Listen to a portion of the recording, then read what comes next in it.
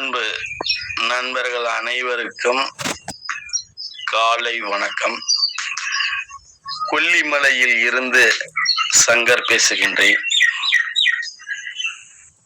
சித்தர்கள் வகுத்துரைத்த பல கலைகளுள் மிக முக்கியமான கலைகளான அந்த கலையவே சித்தர்கள் அதிகம் பயன்படுத்தப்பட்ட கலைகள் தான் சொரூப சித்தி கலையாகும்.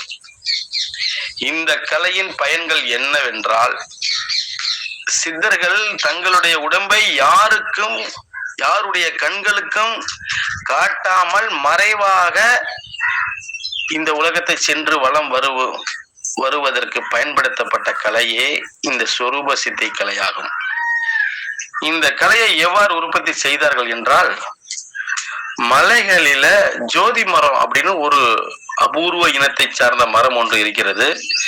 இந்த மரத்துடைய பிஷன் பாத்தீங்கன்னா இருட்டுல ஒளிரும் தன்மையை உடையது. கார்முகில் பாசனத்தையும் கோலா பாசனத்தையும் சம அளவாக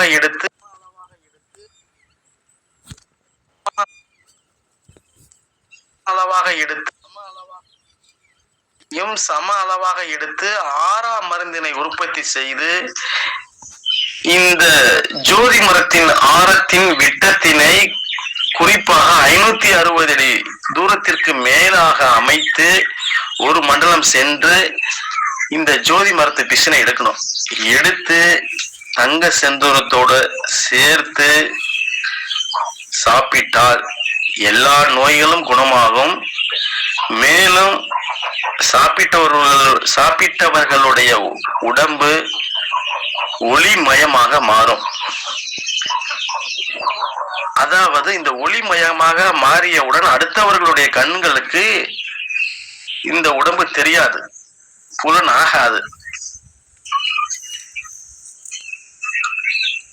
இவ்வாறு உருவாக்கப்பட்ட சொரூப சித்தியை பயன்படுத்தித்தான் சித்தர்கள் பிறர்களுடைய கண்களுக்கு தெரியாமலேயே வலம் வந்தார்கள். இதன் தொடர்ச்சியை நாளை பார்ப்போம்.